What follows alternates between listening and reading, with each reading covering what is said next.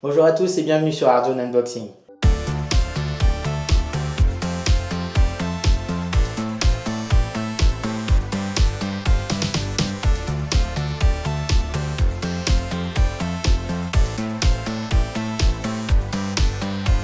Donc bienvenue à cet unboxing du mois de mai. Vous avez pu voir sur la chaîne YouTube qu'il n'y a pas eu d'unboxing le mois d'avril puisque je l'ai ouvert chez mon frère, donc chez le papa des deux enfants que vous aurez sûrement l'occasion de voir dans cette vidéo. Donc mon neveu Nicolas, que vous avez déjà vu dans le Overdrive Cinéma, vous savez, le petit enfant terrible qui frappait sur le siège. Et vous avez ma filleule Jessica qui est hors champ pour l'instant mais que vous entendrez sûrement sur cette vidéo. Donc ça c'est pour la petite exception du mois. Si j'ai pas fait de vidéo le mois dernier, comme je viens de le dire, c'est que d'abord j'étais chez mon frère, mais en plus ça n'a pas été une box très glorieuse, hein, je sais pas ce que tu en as pensé, mais c'était pas terrible.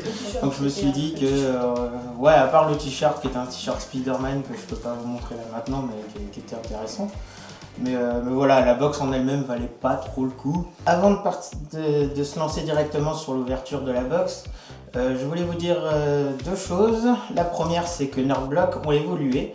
Donc comme je vous avais dit au mois de mars, ils ont fait des box pour les enfants. Mais maintenant, il faut aussi une box spécialisée horreur. Donc tous les dérivés de films d'horreur, les dérivés de films d'Halloween, toutes les petites figurines pour Freddy Krueger, etc.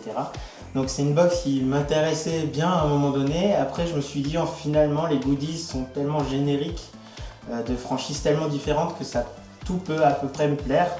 Que dans une franchise spécialisée horreur, ça reste quand même assez spécifique, donc je n'ai pas forcément changé la formule en ce qui me concerne. Donc je suis resté sur la formule classique. Donc voilà, ça c'était la première chose. La deuxième chose, c'est qu'ils font des annonces tous les mois de leur partenaire du mois. Et que ce mois-ci, j'ai vu qu'il y aurait apparemment dans cette petite box le partenariat avec Marvel. Donc il y aura sûrement un produit Marvel dedans.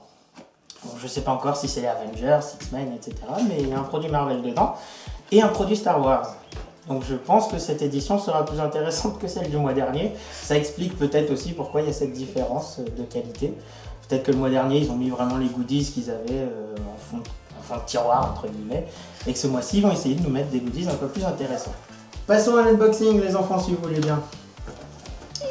Alors, qu'y a-t-il dans la box de ce mois-ci? Très intéressant. Alors déjà, il y a le descriptif de ce qu'il y a dans la boîte.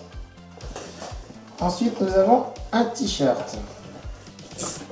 Le t-shirt, donc vous commencez à le savoir, je pense maintenant, le t-shirt, il y en a un tous les mois, c'est obligatoire.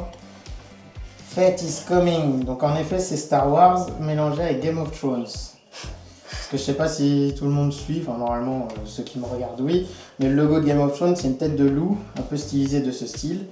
Et il y a écrit Winter is coming, qui est la devise de Winterfell, si je ne me trompe pas. Donc des Stark, la famille Stark. Et là, ils ont repris la même chose avec le casque de Boba Fett de Star Wars. Donc c'est hyper subtil et j'aime beaucoup ce mélange, même si je suis personnellement pas fan de Game of Thrones et je vais me faire, à mon avis, incendie à cause de ça, parce que tout le monde dit « Ouais, c'est trop bien Game of Thrones !» Désolé, moi je m'ennuie. Hein. Mais voilà, je pense que c'est un t-shirt quand même bien sympathique, ça va faire marrer les connaisseurs. Et puis Star Wars, moi, de toute façon, ça me plaît à chaque fois, donc pas de problème. R2D2. Ensuite, nous avons une petite poupée R2D2. C'est trop mignonne en plus.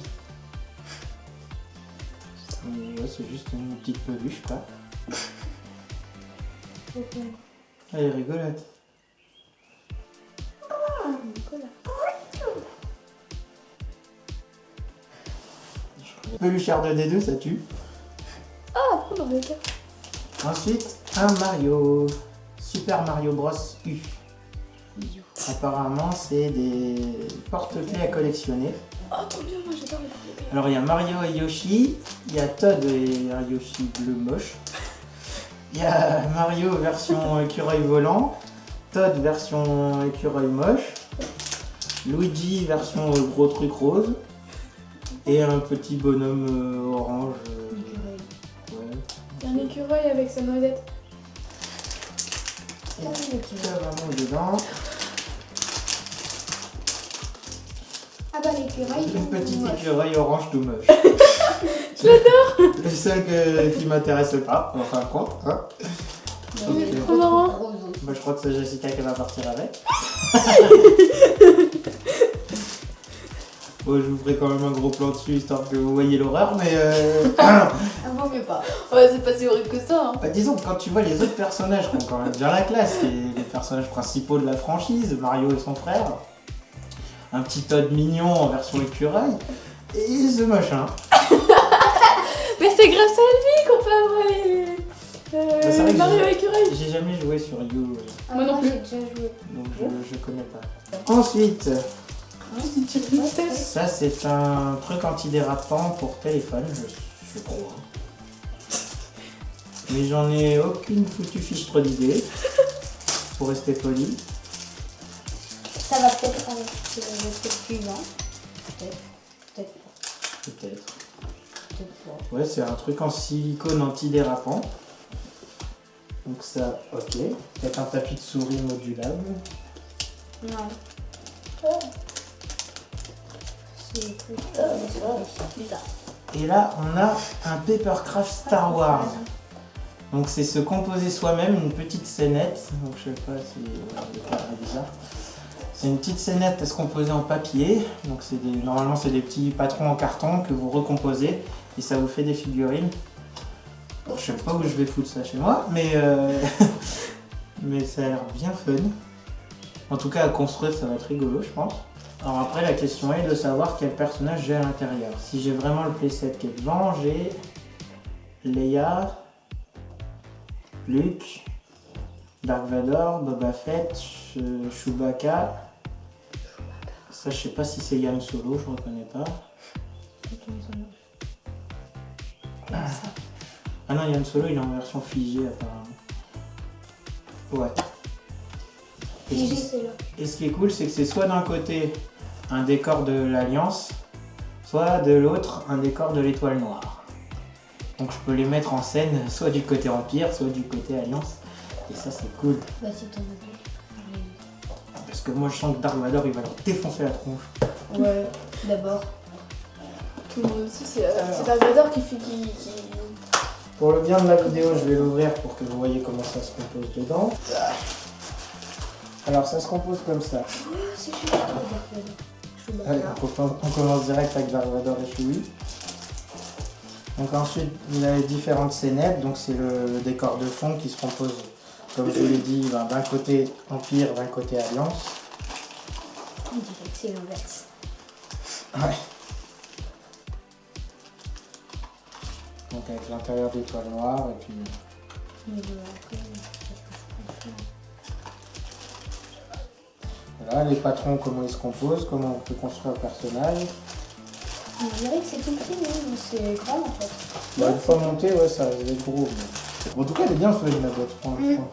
Le produit Star Wars, il y en a 3, moi je suis content. Après, il y a un Et Spider-Man. en fait, c'est la fin de la tête de l'écureuil. Il fait de ses têtes. Ah, puis il y a R2D2 en plus.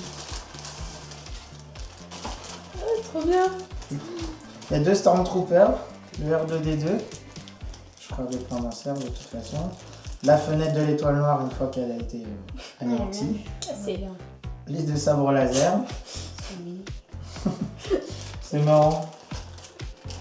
Je pense que ça va être rigolo de se composer ça. Ouais.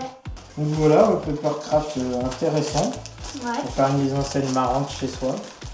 Je sais pas combien de temps ça dure le carton avant que ça s'abîme, que ça se colle, que ça tombe par terre, que ça rentre dans l'aspirateur, que ça attrape l'humidité. Et le comics, donc The Amazing Spider-Man en version Fan Expo.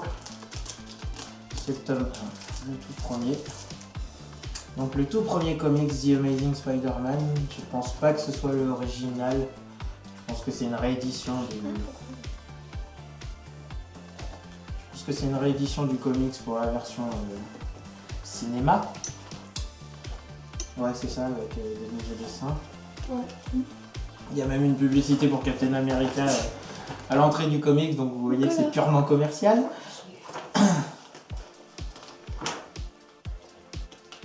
Mais bon, je pense que ça va être marrant de me lire ça.